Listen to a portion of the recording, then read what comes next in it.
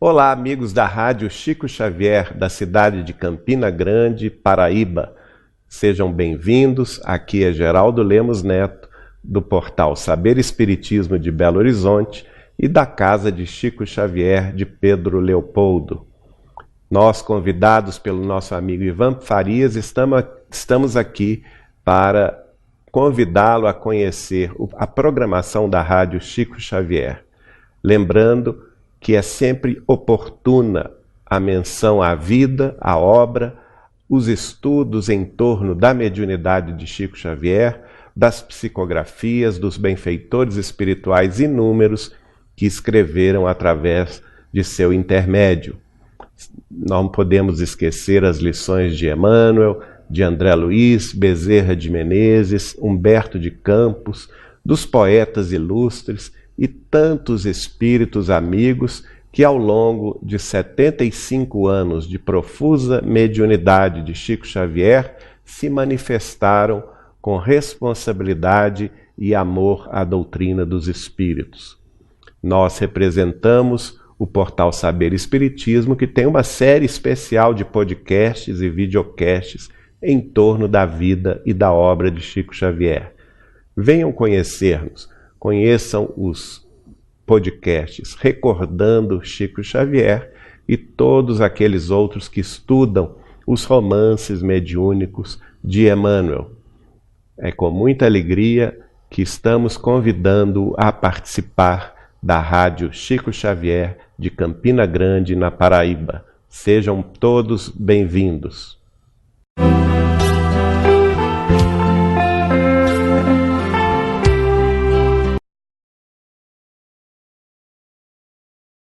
Rico em sua filosofia, e a gente vai tocar bem superficialmente aqui, né, nesse pedacinho da filosofia no que trata do amor. Eu vou começar contando uma história aqui, está no livro de Clóvis Tavares, que é um gênio, um verdadeiro gênio do espiritismo, tem muita palestra boa dele, e o título está assim: Não existe maior amor que este. Eu vou só passar esse momento aqui. O jovem chinês, Terratar, caminhava por uma estrada ao cair da tarde. Olhava ao longe as montanhas nevadas do Tibete, onde os velhos monges elevam suas orações ao Senhor da compaixão. A uma volta do caminho, sob uma eminência de pedra, surge repentinamente, para espanto e terror do jovem, um vulto que ele não tardou a reconhecer. Era o pavoroso Hanhu, o anjo da morte. Terratar pressentiu no seu coração a desgraça para a sua vida. O terrível anjo da destruição estava próximo à casa de sua noiva, a meiga Li Tsen-Li. O jovem perguntou atemorizado: Que fazes, Hanhu, aqui perto da casa de minha noiva? Pacientemente, o emissário do destino respondeu: É justa a tua inquietação, ó jovem. Vim a este recanto da terra buscar justamente Li Tsen-Li. Na sabedoria das leis divinas está determinado que tua noiva cumpriu o tempo de sua vida neste mundo. É chegado o dia final de seu destino. Piedade, piedade, Hanhu. É tão linda, tão meiga minha noiva. Amo-a loucamente e tudo faria para salvá-la. Por amor de Mayadevi, deixa viver Li Tsen-Li. Mayadevi é uma outra figura mística, né? E parecia que ela tinha muito crédito lá em cima, porque ele pede, em nome dela, que o anjo da morte se afaste ou que espere por um momento. Então, o anjo da morte silenciou em profunda meditação e depois respondeu solenemente: A ti, devoto de Mayadevi, é permitido obter uma graça do céu. Podes prolongar a vida de tua noiva sob uma condição. Tens direito a uma vida longa e tranquila, Terratar. Restam-te ainda, agora vais saber, 46 anos de vida. Podes, entretanto, e esta é a condição, ceder à tua noiva metade de teu tempo que te resta na carne. Li Tsen-Li poderá viver em tua companhia 23 anos, a metade do restante de tua vida. Terminado este prazo, ambos morrerão juntos no mesmo instante. Aceitas a proposta? Terratar hesitou. ceder a metade de sua vida, sacrificar 23 anos em favor de sua amada, que fazer? Que responder ao anjo da morte? Tua proposta, é imensamente grave para mim, disse o jovem Terratá. Podes esperar minha resposta até que eu ouça a opinião de meus 3 melhores amigos, que sempre me orientam na vida. É brincadeira, né? O camarada vem, ainda pede um tempo para o anjo da morte, e ele vai em busca desses 3 amigos. Eu vou dar um spoiler aqui. Preste atenção nesses 3 amigos, o comportamento deles, o que é que eles representam em relação ao amor. E também o quanto desses 3 amigos a gente vivencia ao longo de nossas existências.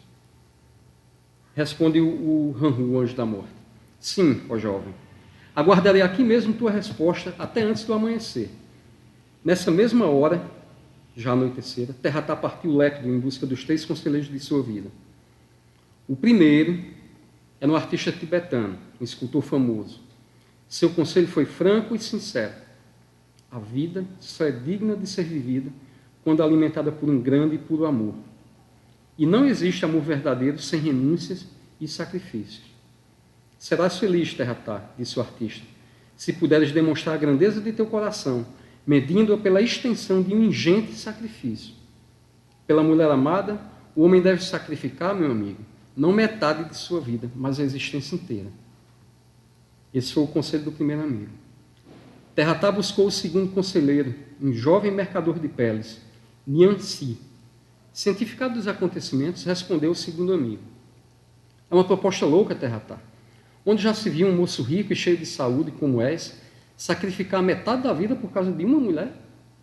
Sem desprezar os valores e perfeições de tua noiva, digo-te que encontrarás por toda parte, aqui, no Tibete, atrás destas montanhas, milhões e milhões de mulheres lindas, tão lindas e tão belas como tua noiva. E quem pode prever o futuro, meu amigo? E se amanhã, dominada por uma paixão, li sem li, te abandonar, esquecida do teu sacrifício, e for viver junto de outro coração a vida que é uma parte de tua própria vida? Loucura, loucura, meu pobre Terratá. Em face das opiniões antagônicas dos seus 2 amigos, cresceram a dúvida e a indecisão ainda mais no coração de Terratá. E, nesse estado mental, dirigiu-se à casa do seu velho e sábio conselheiro, o estudioso Kim San. O terceiro mentor assim opinou ao desorientado rapaz. Meu caro Terratá, se amas realmente tua jovem noiva, deves ceder-lhe metade do teu tempo que te resta viver. Convém impor, entretanto, uma condição ao anjo da morte. A parcela de vida que cederes à tua noiva poderá ser retomada por ti a qualquer momento, em caso de infidelidade de tua futura esposa. Se ela se mostrar indigna do teu sacrifício, perderá o direito ao tempo de vida que lhe foi cedido. Fora disso, Terratá, seria loucura. Fizeste bem em hesitar, sendo prudente. Só os insensatos é que nunca hesitam. O jovem noivo aceitou a terceira solução, que imediatamente, antes do amanhecer, levou ao anjo da morte. O mensageiro divino aceitou a proposta de Terratá e lhe respondeu: está bem, Terratá. Tua bondosa noiva, Li Tsen-Li, viverá mais 23 anos. Esta parcela de vida não foi, porém, dada, e sim emprestada. E o anjo da morte desapareceu. O jovem Terratá casou-se com Li Tsen-Li e dentro de algum tempo eram considerados os esposos mais felizes de toda a região do Tibete. Li Tsen-Li, após o matrimônio, passou a chamar-se Tio Long Li, que quer dizer minha vida querida. Um dia, Terratá teve que fazer uma longa viagem. Uma longa viagem e deixou sua amada esposa e um filhinho de poucas semanas em casa de seus pais.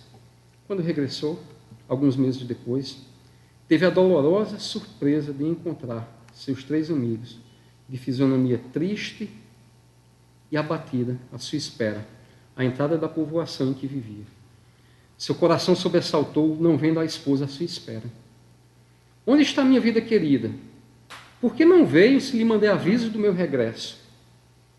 Enche de coragem teu coração, ó Terratá. Uma grande desgraça, há 3 dias, caiu sobre tua vida, disse-lhe um dos amigos. Desgraça? Que foi? Digam-me a verdade, onde está minha esposa? O que é que vocês acham que aconteceu? Ela recebeu 23 anos de vida, metade da vida do marido, Se morreu, alguma coisa aconteceu de muito grave. Estava prometida a ela 23 anos de vida, a metade da vida dele, então Terratá entra em desespero. Lógico que imaginando todas as possibilidades, inclusive a condição em que ele doou parte de sua vida para a jovem Litseng. Morreu, meu amigo, respondeu o mais velho dos 3 amigos. Morreu. Não é possível. Eu sacrifiquei por ela metade de minha vida. E o jovem, em pranto convulsivo, começou a blasfemar contra o Senhor da compaixão. Erguia os braços para o céu, punhos cerrados, em furor, revoltado e blasfemando o santo nome de Deus. Os amigos se afastaram, deixando dar expansão à sua angústia e, sem poderem demovê-lo de sua revolta, se silenciaram. Eis senão quando, no auge de nova explosão de sofrimento, surge diante do moço enlouquecido de dor a figura de Hanhu, o anjo da morte. Hanhu, faltastes a tua palavra. Onde está minha esposa? Que fizeste de Li Long Li? Acalma-te e escuta, Terratá. Devo dizer-te a verdade, a fim de que não continues a blasfemar contra o Senhor da compaixão. Tua esposa, bem sabes, deveria viver mais 23 anos. Há poucos dias, porém, o teu filhinho adoeceu gravemente e iria morrer. Que fez tua esposa? Pediu a Deus, em comovedora oração, que a vida dela fosse dada ao pequenino enfermo, que a criança pudesse viver, embora com o sacrifício de sua vida. E assim aconteceu, Terratá. Salvou-se o teu filho, mas a tua esposa morreu. E diante do assombro do jovem aflito, o anjo da morte concluiu: enquanto tu, como noivo, hesitaste em ceder-lhe metade de tua vida, ela, mãe extremosa, não hesitou um segundo sequer em dar pelo filhinho a vida inteira.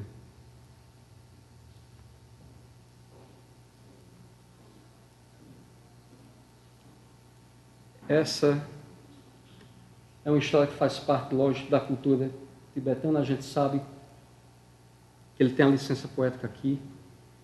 Mas esses 3 amigos, eles representam três níveis de amor que os gregos trabalharam, conheceram, estudaram com afinco. E Platão parece ter sido dos gregos o que mais se debruçou sobre esse tema, o amor. Nessa história, a gente consegue ver 3 níveis de amor do Terratá: Eros, Filos e Ágape. Não é que só existe isso, não. Existe o Storge, Poideia, outros níveis de amor que os gregos estudaram. Mas, para o nosso entendimento, esse aqui é suficiente. Dos 3 níveis de amor, Eros é o mais básico, de onde deriva erotismo. O sentimento Eros é aquele dos namorados que acabam de se conhecer. É o desejo do toque, da carícia, do beijo, de ir para o cinema namorado e dar uma volta na praça, de estar junto. É o sexo. É a necessidade atendida um com relação com o outro. Então, esse é o nível mais básico. E não é básico no sentido pejorativo de dizer, quem tem Eros não está muito legal ainda no nível do sentimento. Não. São níveis necessários.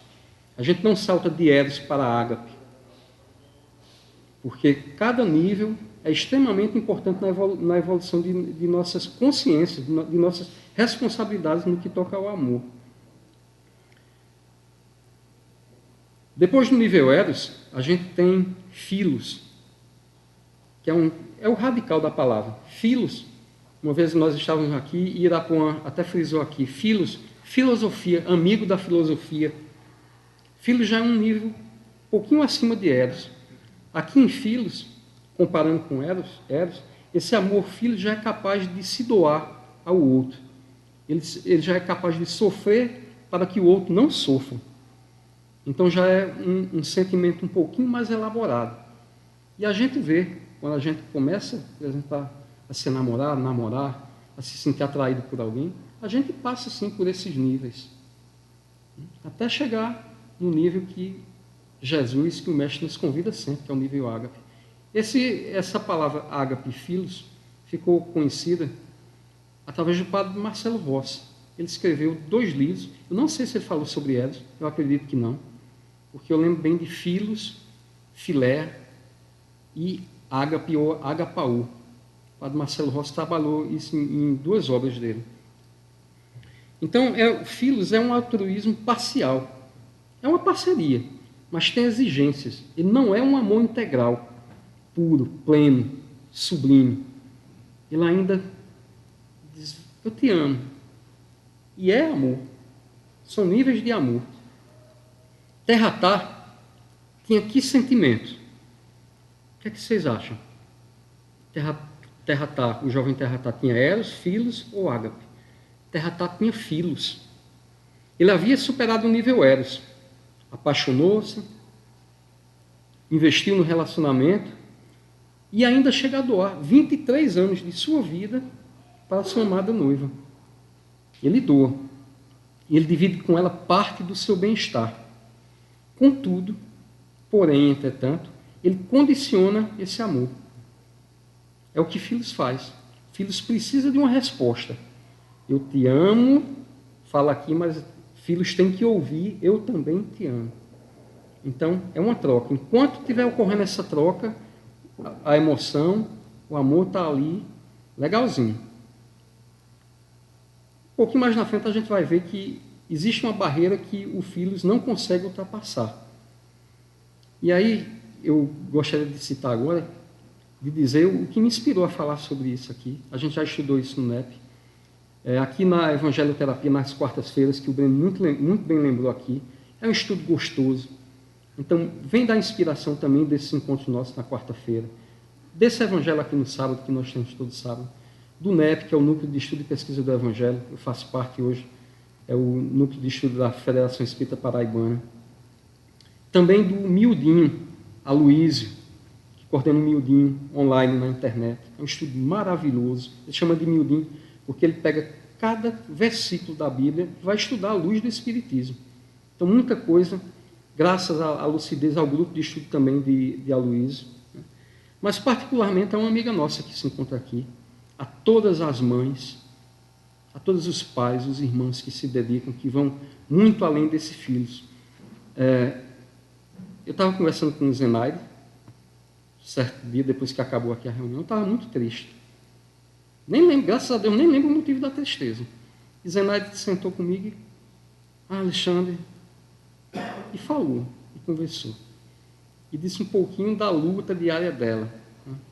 Tem um filhão que necessita de um cuidado especial dela. E eu ouvi a história bonita, me senti tocado, emocionado. O meu problema desapareceu naquela noite. Eu vi, mas rapaz, que exemplo de amor. Eu aqui esquentando a cabeça com uma bobagem, porque diante da luta dela, da dedicação dela, de mãe extremosa, o meu problema desapareceu, diluiu-se.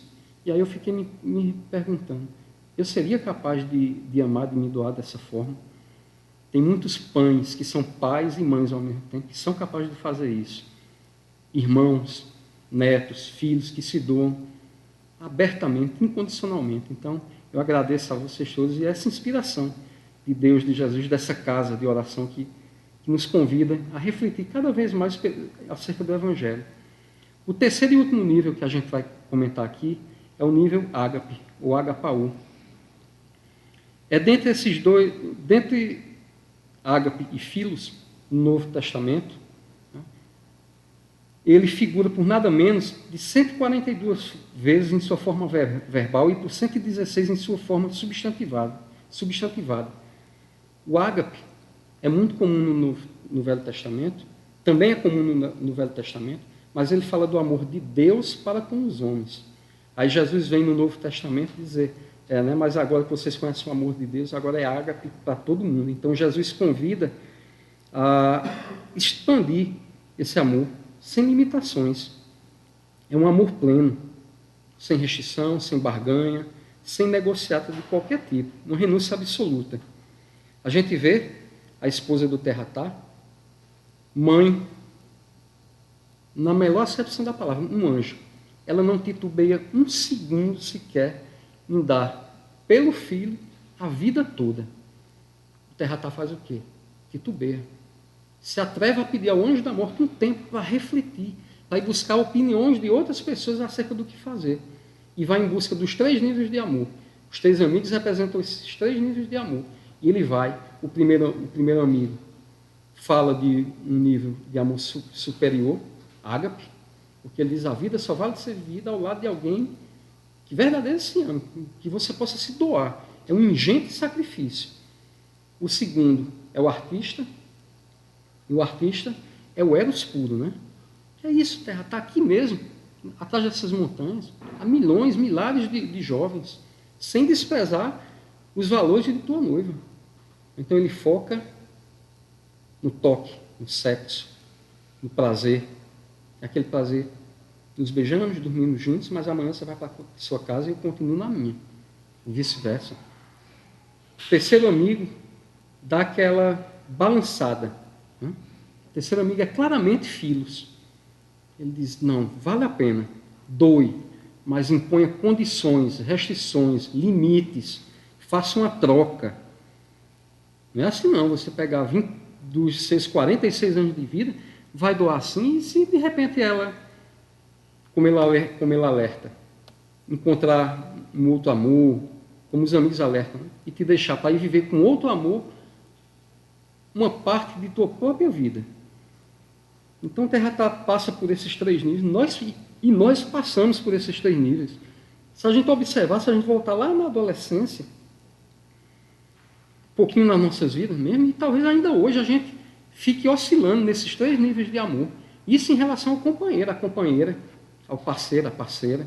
Certo? Mas a gente também tem essa onda, essa flutuação, em relação aos parentes. Não com eles. Eles a gente já chega mais perto do toque, do prazer, do desejo. Mas entre filos e ágape, a gente fica oscilando com a nossa parentela física. Então, gente, o que é que Jesus veio fazer entre nós? Jesus estava na terra para dizer aos homens, a nós, que nós já éramos capazes, desde aquela época, de vivenciar o amor ágape.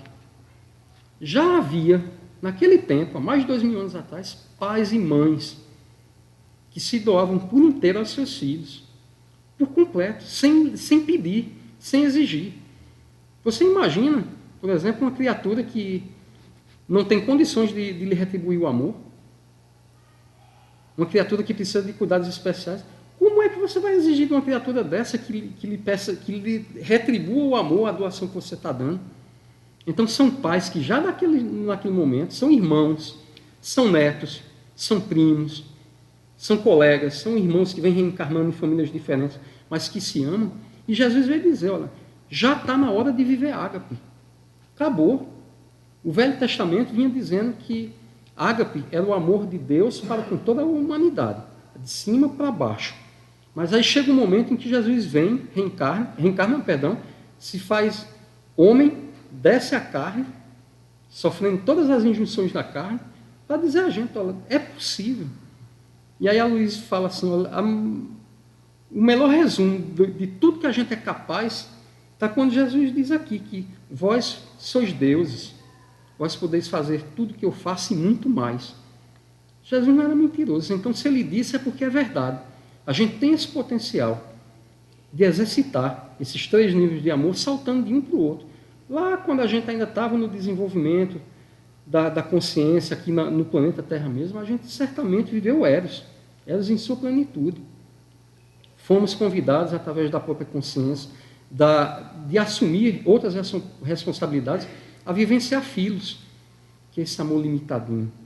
Eu te amo, mas, contudo, porém, e aí Jesus vem para nos convidar a viver uma forma mais elevada, mais completa de amor.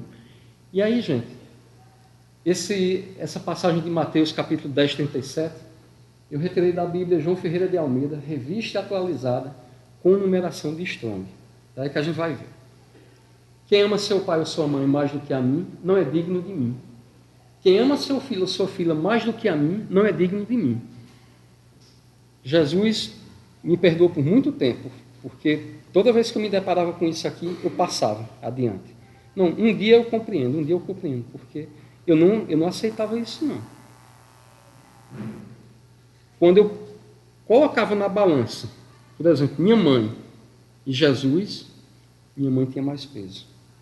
Tem mais peso. Eu acho que quem está aqui como pai, como irmão, como filho, como mãe, consegue ler isso aqui. Se a gente fizer uma leitura rasa disso aí, isso é um absurdo. Primeiro, inclusive, está lá nos 10 mandamentos que amar, honrar pai e mãe, para que nós tenhamos uma vida longa aqui na Terra. Inclusive, é uma das primeiras promessas que a gente vê, já no Velho Testamento. E aí a gente se depara com isso aqui, com essa exigência de Jesus, como quem nos coloca entre a cruz e a espada. A numeração de Strong, gente, que a gente vê lá em cima, que é usada na Bíblia de João Ferreira de Almeida, revista e atualizada, é uma numeração que o professor James Strong, professor de teologia, ele achou de fazer. Para cada palavra do original do texto bíblico, ele atribui um número. No Velho Testamento, para o hebraico, ele colocou H01 para uma letra, para uma palavra, e deu o significado dela. Para o grego, ele fez a mesma coisa. Então, por exemplo, G025, está ali a palavra em grego, logo em seguida ali, agapao, ou ágape, embaixo, G0, 5368, filéu, ou filos, para dizer, olha, essa palavra com esse número, isso é bom para a gente contar quantas vezes, por exemplo, Jesus usou na Bíblia, em suas passagens, a palavra amor, no sentido de ágape, que é um amor superior. E quantas vezes ele também usou filos ou filéu. É bom para pesquisa, é bom também para você dizer assim, não, eu quero fazer a minha tradução. Então você pega a letrinha lá, o número, a numeração de Strong, e vai lá em busca do significado. Então, olha, está aqui a Bíblia com numeração de Strong, ela aparece desse jeito, ó, com os numerozinhos. Após cada palavra, você vê uma numeração. Tá bom? E se você for no dicionário, por exemplo, dicionário de Strong, dicionário Vine, você vai ver que cada número corresponde a uma palavra, está lá como um dicionáriozinho mesmo. Normal, é um dicionário.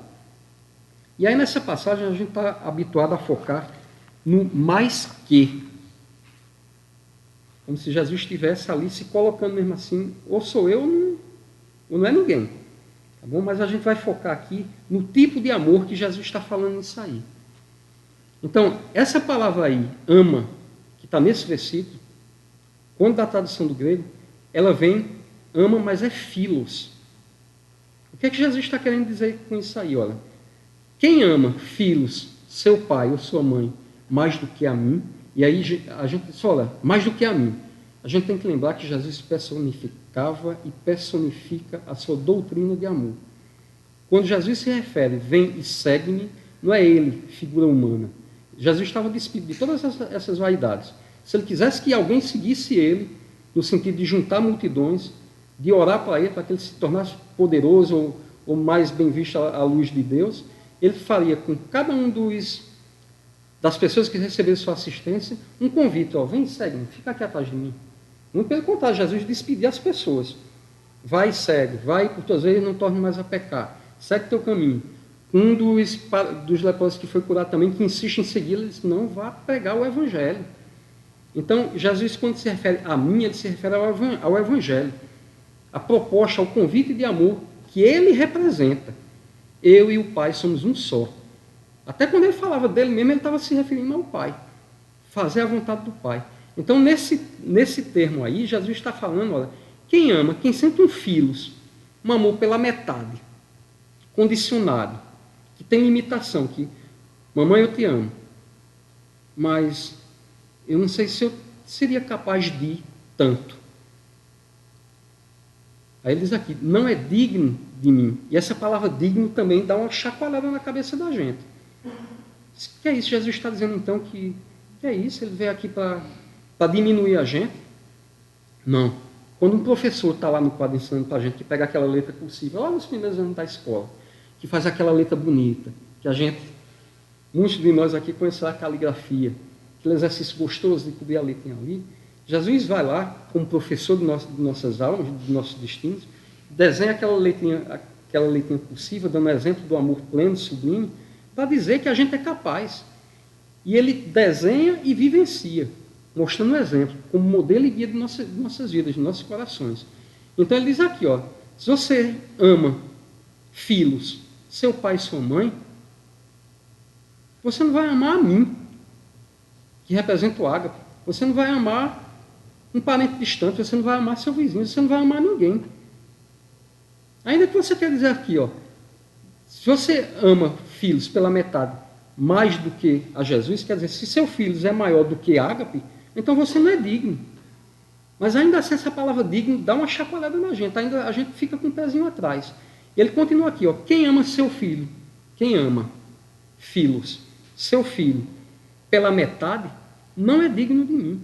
Jesus está dizendo, é para amar inteiro, por inteiro, é para se doar. Não tem essa não de dizer, eu amo meu filho, eu vou terceirizar. Não é uma crítica às pessoas que precisam trabalhar, se afastar do lar muito tempo, mas terceirizar a educação dos filhos. Né? Eu amo, mas, contudo, porém, tem uma limitação. Aqui eu trabalho muito, não tenho tempo para o meu filho, não tenho isso. Eu trabalho muito, não tenho tempo para minha esposa, então a gente ama com limites. A gente parece ter um amor egoísta em primeiro plano, mas esse amor ágape que Jesus convida a vivenciar, se doar por inteiro, parece que a gente tem um receiozinho de vivenciar ele. Olha nesse exemplo aí de Mateus, no capítulo 5, 43 e 44, versículo 43 e 44. O G25, o amor ágape, ou agapaô, ele diz ali, ó, ouviste que foi dito, amarás o teu próximo e odiarás o teu inimigo. Isso era a interpretação dos rabinos naquela época. Olha, o povo judeu sempre foi muito fechado. Então é para amar a gente, só entre a gente aqui. O amor tem que ser entre nós. Mas é um amor pleno, tem que se doar de verdade. Certo? E despreza o inimigo, despreza o gentio, despreza o grego. O gentio era gente de todas as outras nacionalidades, os não-judeus. Então, para eles, pode deixar para lá. A gente tem que se amar aqui. Aí Jesus vem, vamos expandir esse horizonte aí. Eu, porém, vos digo, amai, agapaô, ágape, os vossos inimigos, e orai pelos que vos perseguem. Então Jesus veio quebrar essa barreira. Eles achavam que tinham ágape, que estavam vivenciando ágape, mas Jesus disse, que é isso? Isso aqui é filos. Isso aqui é limitado, está limitando a um povo. E não é isso que Jesus queria. Ele quer e convida para que a gente vivencie esse amor pleno. E a gente fica se perguntando aqui, e como é esse doar a vida? Tem que morrer? Não, morrer ficou lá para os primeiros cristãos, que certamente tiveram uma tarefa muito maior do que a nossa hoje aqui. Alimentar a tirania dos romanos, dos gentios, alimentar a boca, a fome dos leões nos sítios de Roma, alimentar o desejo de sangue e violência do povo romano. Eles cumpriram duas tarefas, de doar realmente, literalmente, a vida, mas de doar também essa vida de natureza espiritual. Aí a gente diz assim, então, qual de nós, hoje, olha para o companheiro, para a companheira, parceiro, a parceira para o marido, para a esposa, segura na mão e diz assim, o que é que eu sinto por você? É filos ou é ágape? Vou nem falar de eros. A gente treme em perguntar isso, porque qual de nós aqui é capaz de doar 23 anos para uma esposa que, por um acidente, se tornou inválida e está agora numa cama? Qual de nós é capaz de doar 23 anos para uma mãe que precisa de cuidados médicos constantes? Se doar por um filho? É essa a ideia da história que a gente viu lá do Terratar. Ele doa 23 anos, mas é condicionado. E a gente sabe, por exemplo, trazer para uma família, está lá o pai ou a mãe doente, uma família com 4 filhos, qual desses vai doar 23 anos de sua vida? Vamos supor que aquela criatura adoecida tenha que ainda viver 23 anos sob um leito até desencarnar. Sabe o que acontece? Fica um irmão num jogo de empurra para o outro. Não, vai lá. Rapaz, eu acabei de casar, não tenho tempo de cuidar de mamãe, não. Mas não é filho, mas não diz, passou a vida toda dizendo, mamãe, eu te amo, papai, eu te amo. fica nesse jogo de empurra. Aí a gente percebe que o amor que a gente verbalizou na infância, na adolescência, uma boa parte da vida adulta, que a gente vem verbalizando, na verdade é filhos, é pela metade. Ele vai, mas não se doa por completo. Está dentro de um círculozinho. Aí a gente fica se questionando. Vê o companheiro agora do lado. Se amanhã for você, numa cama, inválido, será que eu vou ter esse compromisso de passar 23 anos? É isso que Jesus convida, de doar a vida, de sofrer para que o outro não sofra, ou ainda que o outro também esteja sofrendo. Mas Jesus não quer um sofrimento de natureza física, que sangra, que dói, que machuca, não. Ele pede esse sofrer. Ai, que vontade, Roberto Carlos vai cantar aqui no Espaço. Que coisa maravilhosa. Eu vou, juntei dinheiro o ano todo. Está tudo pronto para eu ir para o show. E aí, a pessoa amada, o filhinho, a mãe, o irmão, o companheiro, a companheira adoece. Uma semana antes. E fica lá de cama. E o doente fica lá, não, vá, meu amor. Não se preocupe não, eu vou estar bem. É mentira. É mentira porque toda vez que a gente adoece, não tem coisa mais gostosa do que saber que alguém vela por nós. A gente sabe que lá no íntimo, espiritualmente, a gente sabe que Deus sempre vela por nós. Mas é muito gostoso, gente. Quantas vezes eu não já adoeci e tive minha mãe do lado, tive meus irmãos do lado da Alice. Não, vamos ficar. A gente ia sair. Não, vamos assistir um filme aqui em casa mesmo. É tão gostoso porque você continua doente e sofrendo do mesmo jeito. Mas uma força lhe anima, você se preenche de amor, você vê que aquela pessoa ali está morrendo para o mundo para lhe fazer companhia na dor. É muito bom, é muito gostoso. Agora, recentemente, o STF decidiu que se você provocar um acidente no trânsito e não prestar socorro, agora é crime. Acabou. Já devia ser há muito tempo, né? E eu fiquei refletindo nisso. Meu Deus. Infelizmente, eu soube de um caso de um jovem que eu conheço muito bem, que atropelou e matou uma pessoa no estado de Rondônia. Fugiu. Depois se entregou. E eu estava conversando, refletindo com outra pessoa, disse, mas que coisa triste. Você sofrer na solidão, no abandono. Mas que o outro tenha realmente, sei lá se estava bêbado, se estava desatento no momento, se estava teclando no celular. Mas como deve ser importante, e é importante a gente saber que na hora da dor tem alguém ali segurando sua mão. Meu irmão, me perdoe. Eu não queria tirar sua vida. Eu não queria ter feito isso. Então segura na mão. Está febril. A companheira, a mulher está em casa. Está febril. Diz, meu amor, vai passar. Não, vá, saia, pode sair. Não, sai não. É esse amor que se doa, que morre para o mundo para viver para Deus, para viver para Jesus. Toda hora a gente tem no ciclo da parentela esses convites divinos, essa oportunidade de valorizar a encarnação. Quarta-feira a gente falou sobre isso, valorizar a encarnação. E isso não quer dizer, gente, que a gente não tenha mais o direito de se divertir. Não de se divertir na viciação, na conversação chula, que não engrandece, que não acrescenta nada. Mas a gente pode praticar um esporte gostoso. Acompanha, se faz acompanhar da pessoa querida, enferma, sempre que possível. Sai para dar uma volta. Não, eu estou muito limitado, eu tenho minhas limitações físicas aqui. Vai doer um pouquinho. Caminha. Dá uma volta dentro de casa, rodeia pelo beco. Faz uma brincadeira. É esse o amor que Jesus nos convida, que a gente sofra, que a gente morra para o mundo, para viver para Jesus. A segunda palavra que, pelo menos a mim particularmente, incomodava muito nessa palavra, é digno. É dizer, olha, se você tem um amor, filhos, pela metade, então você não está preparado para seguir, para ir adiante no reino de Deus. Inclusive, o capítulo na Bíblia de Jerusalém, esse capítulo é renunciar a si mesmo. Começa em 10:37, Jesus está falando ali. Renunciar a si mesmo.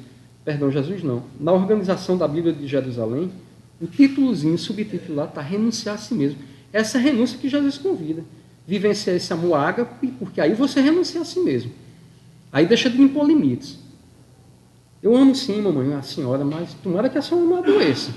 Porque eu não posso cuidar da senhora, não. Ainda bem que eu tenho mais 3 irmãos, então os meninos estão aí em casa, né? Pronto, os meninos estão em casa e afinal de contas, né, não estão fazendo nada. Eu tenho minhas responsabilidades, eu tenho que trabalhar, mamãe, eu tenho uma família. É desculpa, gente.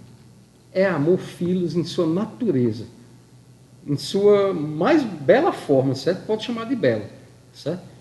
Amor ágape, vai lá, é rodízio com mamãe, sim. Ah, mas eu tenho minha filha. Entende?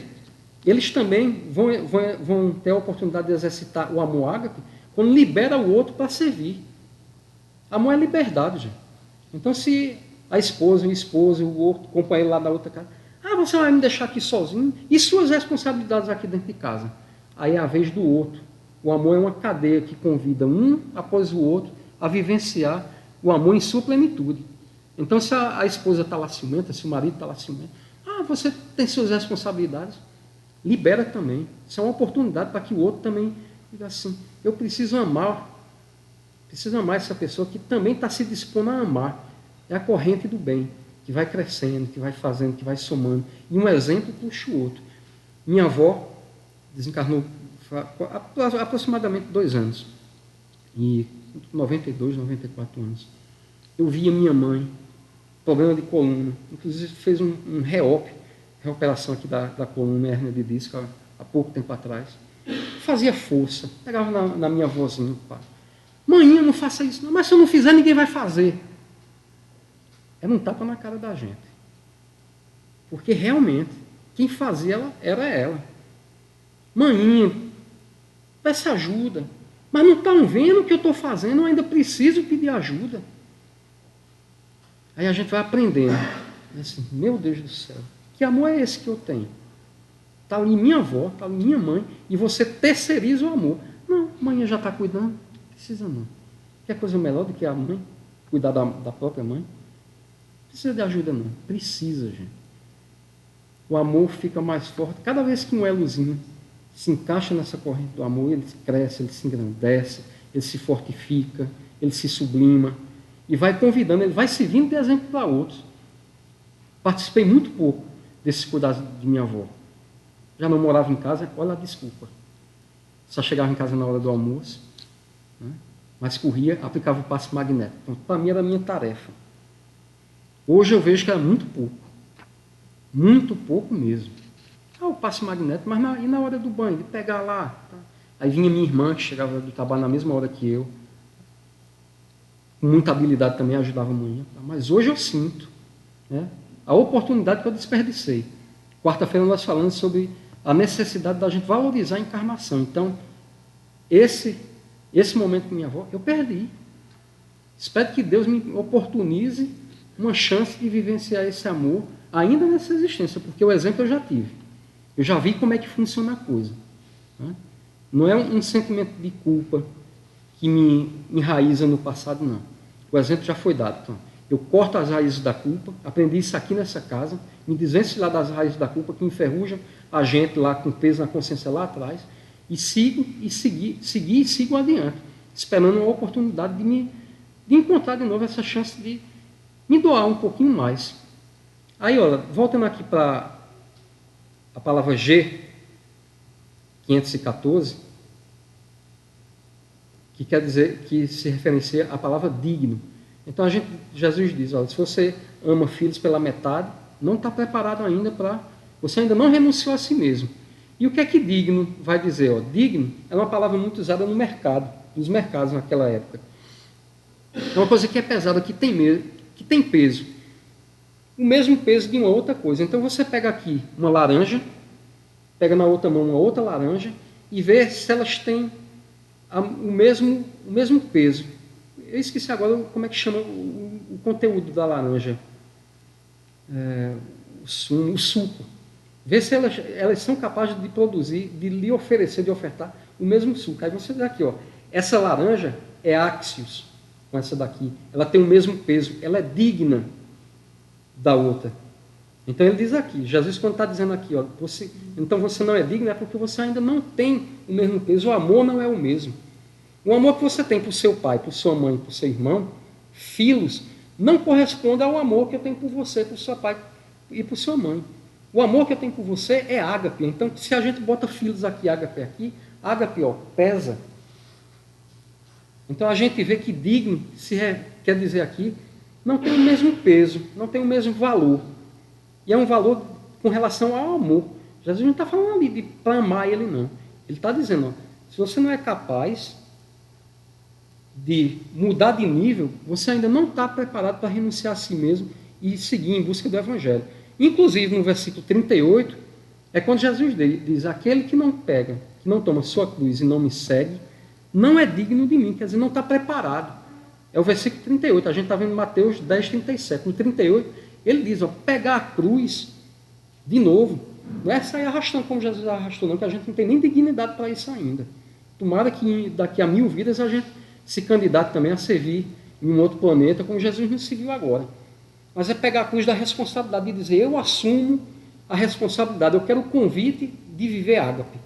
Então Jesus diz, ó, quem não pega a sua cruz, a responsabilidade de amar ágape, o irmão, o companheiro, o parente que está dentro de casa, ainda não está preparado para me seguir, então não tem o mesmo peso do Evangelho, ainda não renunciou a mim. E aí a gente diz assim, por exemplo, uma mãe, quando ama o filho de outra mãe, quando ama os desvalidos, os detentos, os sem teto, que vai lá se rir, que vai curar as chagas, que vai passar um remédio, levar uma palavra de conforto, essa mãe é chamada de anjo, e é verdade. As pessoas referenciam, isso é um anjo que veio aqui me salvar. Por quê? Porque ela transcendeu o amor. E é isso que Jesus vem convidar. Olha, o amor que a gente é capaz de vivenciar aqui, naquele ciclo bem fechadinho da família, a gente já é capaz de estender para o outro. Então, nesses slides aqui da palavra filhos, da passagem de Mateus 10, 37, eu acho que já aliviou um pouquinho. Mas, olha, se você pegar o Evangelho segundo o Espiritismo, você vai ver lá que ele dá uma outra interpretação. E nenhuma das interpretações que você conseguir extrair do Evangelho é melhor ou mais importante que a outra. São níveis de entendimento. Quando a gente entende uma, a gente é convidado a voltar e a refletir para ter um novo entendimento. E lá ele diz assim no Evangelho segundo o Espiritismo, olha, Jesus quer dizer com isso que não é porque você ama seu pai e sua mãe que você está autorizado a transgredir a lei de amor que ele veio demonstrar, não. Tá certo? Então, se ligue. Porque não venha dizer que porque você amou seu pai e sua mãe, você está autorizado a ir além, a deixar de cumprir a lei de amor que eu venho buscar. Isso está no capítulo 11 do Evangelho, capítulo 11 do Evangelho. E aí, gente, olha, se você pegar a Bíblia de Jerusalém, no capítulo de João, capítulo 21, de 15 a 17, olha a nota de rodapé. Lá na Bíblia de Jerusalém, está escrito assim, ó, amar expresso no texto por 2 verbos diferentes, que correspondem, respectivamente, a amar e ter amizade, gostar muito. Então, filhos é uma coisa que está bem abaixo aqui de ágape ou agapaú, mas olha, essa referência, olha, que viagem é essa? Isso é uma referência da Bíblia de Jerusalém. E todo mundo lembra aqui de Pedro, quando Jesus questiona Pedro, isso depois de Jesus ter sido crucificado. Jesus aparece, mantém uma conversação com os discípulos e pergunta a Pedro por 3 vezes, Pedro, tu me amas? Se a gente lembrar que Pedro negou Jesus por 3 vezes, a gente pode dizer, Jesus estava dando a oportunidade a Pedro dele se reabilitar 3 vezes. Negou 3 vezes, vai dizer que me ama 3 vezes. Na música Pedro, que tem Vanessa, a gente pensa que o CD está furado, o DVD está furado, né? Pedro, tu me amas, Pedro, tu me amas. Não. E outra, que essas perguntas de Jesus não se deram. Pedro, tu me ama? Pedro, amo sim. Pedro, tu me ama? Não, isso é ao longo de todo o encontro de Jesus. Jesus vai e pergunta, olha, depois de terem comido, perguntou Jesus a Simão Pedro, Simão, filho de João, amas-me? Qual é o amor que Jesus fala? Ágape. Você é capaz de doar toda a sua vida pelo Evangelho, pela proposta que eu venho trazer? Tu me amas, Pedro? Mais do que estes outros, mais do que os discípulos, os demais discípulos? E ele respondeu, sim, Senhor, tu sabes que te amo. Olha como é que Pedro responde. Com filhos. Pedro diz assim, eu sou capaz de fazer tudo por ti, Senhor. Tudo que estiver dentro do meu alcance, eu faço. Jesus continua e diz, né? Apacenta os meus cordeiros, cordeiros se referindo aos apóstolos. Porque Jesus compara os apóstolos que seriam perseguidos, açoitados, assassinados, como cordeiros. Então Jesus, parece que é daqui que as pessoas tiram também a ideia de que Pedro é o primeiro pastor, é o primeiro papa. Começa a surgir daqui também. E aí Jesus vai continuar a conversação e diz, tornou a perguntar-lhe pela segunda vez, Jesus, Simão, filho de João, tu me amas, ágape? Ele lhe respondeu, sim, Senhor, tu sabes que te amo, filhos. Jesus está convidando Pedro a expandir esse amor, e Pedro está dizendo, Jesus, olha, o que tiver aqui ao meu alcance, eu estou fazendo. Eu te amo, tu sabes que eu te amo. E Jesus disse, pastoreia as minhas ovelhas, e aí ovelhas somos todos nós. Aqueles que ainda vêm recebendo ao longo do tempo a mensagem aí que os nossos corações só conseguem pegar de pinguim. Pela terceira vez, Jesus perguntou, Simão, filho de João, tu me amas? Pedro entristeceu-se, por ele lhe ter dito, pela terceira vez, tu me amas? Respondeu, Senhor, tu sabes todas as coisas, tu sabes que eu te amo. Jesus lhe disse, apacenta as minhas ovelhas. Agora, olha um detalhe, olha o que é que Jesus faz quando pergunta, tu me amas pela terceira vez? Ah, Pedro, então é filhos que você sente por mim? Jesus inverte a palavra. Ele diz, em vez de perguntar, tu sentes por mim, pelo meu evangelho, pela minha proposta, um ágape? Aí Jesus pergunta, ah, Pedro, então você sente por mim um filho, você está disposto a fazer o que está dentro da sua área de ação, do seu campo de ação? Aí Pedro se entristece. Tu sabes todas as coisas, Senhor. Essa referência, essa nota sobre os dois verbos, está lá na Bíblia de Jerusalém, no dicionário Vini, que é muito bom, esse dicionário de Stone. Ele também diz, olha, quando esses dois verbos aparecem na mesma passagem, eles são distintos. Cada um representa uma coisa, um tipo de amor diferente do outro. Alguns autores vão dizer, estudiosos, muito respeitosamente, eu discordo, que filos e ágape ou agapau, isso é a mesma coisa, é sinônimo, isso é recurso estilístico. Mas não é não, gente, porque quando se fala do amor de Deus para com a humanidade, a palavra é sempre ágape. Já que são sinônimos, por que ninguém teve a bonita ideia de usar filos? Então não é, tá bom? É bem, quando ele aparece no texto, é para distinguir mesmo. E nessa passagem, de todos os comentários bíblicos que eu vi, ele remete a isso. Ó, quer entender a diferença quando Jesus usa ágape e filos? Vai lá para João, capítulo 21, versículo de 15 a 17. Então Jesus vai e inverte a palavra. Ah, Pedro, então é filos que você sente por mim?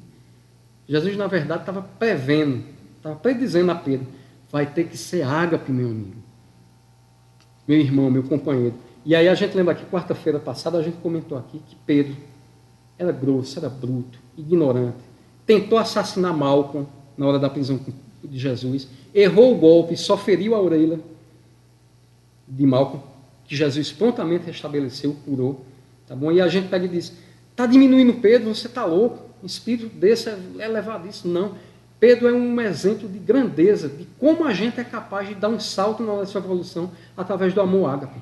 Pedro vira a vida dele de cabeça para baixo, literalmente. Na hora da morte, na hora de ser crucificado, ele diz, eu não tenho dignidade para morrer como meu mestre, me crucifique, mas eu quero ser crucificado de cabeça para baixo. Pedro sublima em uma existência, ele dá um salto de filhos para eles tão grande que morre aí, deixando esse exemplo para a gente. E aí a gente vai encerrar aqui com mais essa passagem aqui de João, no capítulo 15, versículo 13. Ninguém tem maior amor do que este, de dar a alguém a própria vida em favor dos seus amigos. A gente está vendo uma variação aqui de ágape, ou agapau, G26. É uma variação pequena, mas que continua significando ágape, amor supremo. Então, olha, que amor, existe amor maior do que esse ágape? O de dar a própria vida, de se doar as horas de lazer, de descanso, de prazer, de boa vida que a gente merecidamente deve ter. Cansou do trabalho. Ah, meu Deus, eu tinha que adoecer logo agora nas minhas férias. 30 dias de férias, eu passei 30 dias de férias do lado dessa criatura. Mas dá uma satisfação quando você faz isso, porque está disposto a amar, a servir. Eu não digo nem a amar, de querer estar lá do ladinho, dar beijinho, cheirinho, abraço, de estar do lado, mas o prazer de servir. Depois que passar os 30 dias, Perdeu sim os 30 dias de férias, mas ganhou 30 bônus horas lá no plano espiritual. Né? Os bônus horas que André Luiz fala no livro Nosso Lar. Que bom, gente. Tomara que a gente possa viver isso aí. Olha. Então, que coisa. Existe amor maior que esse de doar a própria vida, um amor ágape, para quem só é capaz de lhe dar a metade? Esse aqui você doa e não cobra, não. Não está pedindo para dizer, vou lhe doar, viu, 30 dias das minhas férias cuidando de você na cama aí, mas, quando eu adoecer, não pense não, viu? Quando eu precisar de um remédio, não, esse aqui doa. Existe amor mais bonito? Você vai lá, se entrega e diz, quero nem saber, não precisa me pagar não. Deus lhe pague, já pagou, me deu a oportunidade de eu exercitar o amor, de servir como ferramenta das mãos dele, da obra dele, em teu favor, meu irmão. Essa criatura maravilhosa, Madre Teresa de Calcutá, nos deixa essa mensagem aqui. O amor, para ser verdadeiro, tem de doer. Não basta dar o supérfluo a quem necessita, é preciso dar até que isso nos machuque. Pedro queria doar isso. Não, olha, tudo que eu puder fazer aqui, pode deixar. Aqui dentro, aí Jesus, não, Pedro, tem que ir além. Ó. Tem que ir ver Zenaide, tem que ir ver Pedro, tem que ir ver Vicente. Tem que estender esse amor, tem que ir em busca. Quebra essa barreira e vai em busca. É amor até doer, porque dói no coração a gente querer estar curtindo as férias. Mas esse menino tinha que adoecer agora, Jesus. Essa mulher tinha que estar com esse pontinho agora. Então, tomara que a gente siga, possa compreender esse convite amigo, convite suave, essa oportunidade que o Evangelho, que Jesus nos oferece dia após dia. Cada um de nós pode chegar em casa agora, fazer uma auto-reflexão e dizer assim, meu Deus, onde é que eu posso exercer ágape? Com quem eu estou exercendo? A pessoa que está dormindo aqui do meu lado. É ágape ou é filos? O que é que eu sinto por ela? Não julgo o que ela sente por você, não. O importante é o que você sente pela pessoa que está do seu lado. Então, muito obrigado, que Deus nos abençoe.